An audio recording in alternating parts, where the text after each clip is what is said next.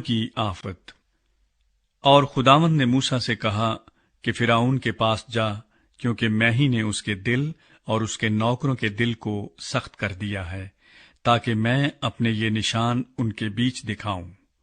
اور تو اپنے بیٹے اور اپنے پوتے کو میرے نشان اور وہ کام جو میں نے مصر میں ان کے درمیان کیے سنائے، اور تم جان لو کہ خداوند میں ہی ہوں۔ اور موسیٰ اور ہارون نے فرعون کے پاس جا کر اس سے کہا کہ خداوند عبرانیوں کا خدا یوں فرماتا ہے کہ تو کب تک میرے سامنے نیچا بننے سے انکار کرے گا؟ میرے لوگوں کو جانے دے کہ وہ میری عبادت کریں، ورنہ اگر تو میرے لوگوں کو جانے نہ دے گا تو دیکھ، کل میں تیرے ملک میں ٹڈیاں لے آؤں گا، اور وہ زمین کی سطح کو ایسا ڈھانک لیں گی کہ کوئی زمین کو دیکھ بھی نہ سکے گا، اور تمہارا جو کچھ اولوں سے بچ رہا ہے وہ اسے کھا جائیں گی، اور تمہارے جتنے درخت میدان میں لگے ہیں ان کو بھی چٹ کر جائیں گی، اور وہ تیرے اور تیرے نوکروں بلکہ سب مصریوں کے گھروں میں بھر جائیں گی۔ اور ایسا تیرے آباؤ اجداد نے جب سے وہ پیدا ہوئے اس وقت سے آج تک نہیں دیکھا ہوگا۔ اور وہ لوٹ کر فرعون کے پاس سے چلا گیا۔ تب فرعون کے نوکر فرعون سے کہنے لگے کہ یہ شخص کب تک ہمارے لیے پھندا بنا رہے گا؟ ان لوگوں کو جانے دے تاکہ وہ خداوند اپنے خدا کی عبادت کریں۔ کیا تجھے خبر نہیں کہ مصر برباد ہو گیا؟ تب موسیٰ اور ہارون فرعون کے پاس پھر بلا لیے گئے، اور اس نے ان کو کہا کہ جاؤ اور خداوند اپنے خدا کی عبادت کرو۔ پر وہ کون کون ہیں جو جائیں گے؟ موسیٰ نے کہا کہ ہم اپنے جوانوں اور بوڑھوں اور اپنے بیٹوں اور بیٹیوں اور اپنی بھیڑ بکریوں اور اپنے گائے بیلوں سمیت جائیں گے، کیونکہ ہم کو اپنے خدا کی عید کرنی ہے۔ تب اس نے ان کو کہا کہ خداوند ہی تمہارے ساتھ رہے، میں تو ضرور ہی تم کو بچوں سمیت جانے دوں گا۔ خبردار ہو جاؤ، اس میں تمہاری خرابی ہے۔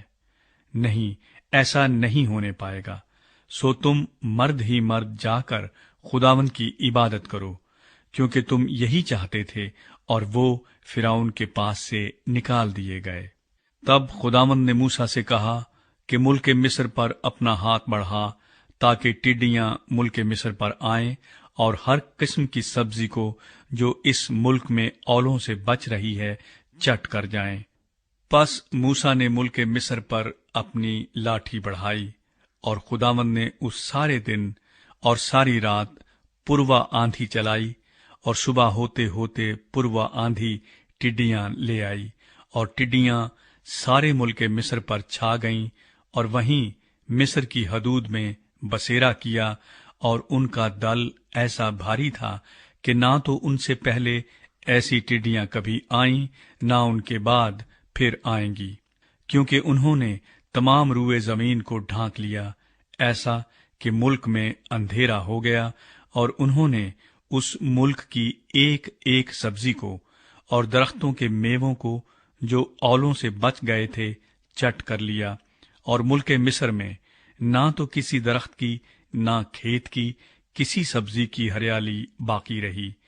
تب فرعون نے جلد موسیٰ اور ہارون کو بلوا کر کہا کہ میں خداوند تمہارے خدا کا اور تمہارا گناہ گار ہوں، سو فقط اس بار میرا گناہ بخشو، اور خداوند اپنے خدا سے شفاعت کرو کہ وہ صرف اس موت کو مجھ سے دور کر دے۔ سو اس نے فرعون کے پاس سے نکل کر خداوند سے شفاعت کی، اور خداوند نے پچھوا آندھی بھیجی جو ٹڈیوں کو اڑا کر لے گئی، اور ان کو بحر کلزم میں ڈال دیا، اور مصر کی حدود میں ایک ٹڈی بھی باقی نہ رہی۔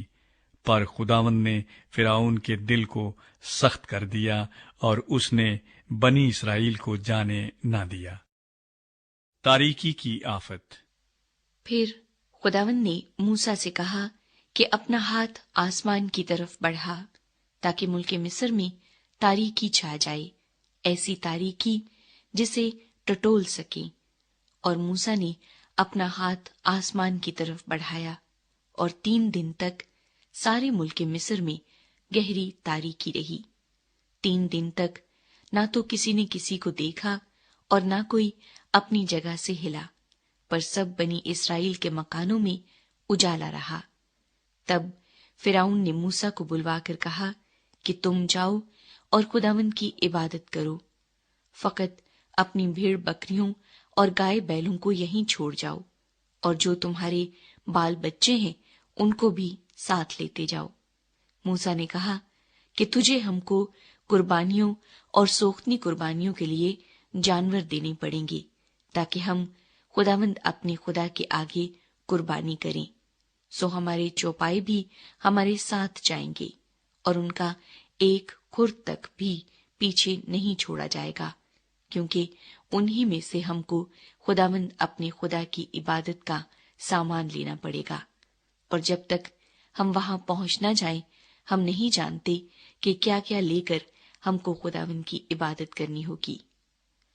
لیکن خداوند نے فرعون کے دل کو سخت کر دیا، اور اس نے ان کو جانے ہی نہ دیا، اور فرعون نے اسے کہا میرے سامنے سے چلا جا اور ہوشیار رہ، پھر میرا منہ دیکھنے کو مت آنا، کیونکہ جس دن تو نے میرا منہ دیکھا تو مارا جائے گا۔ تب موسیٰ نے کہا کہ تو نے ٹھیک کہا ہے، میں پھر تیرا منہ کبھی نہیں دیکھوں گا۔ موسیٰ پہلوٹوں کی ہلاکت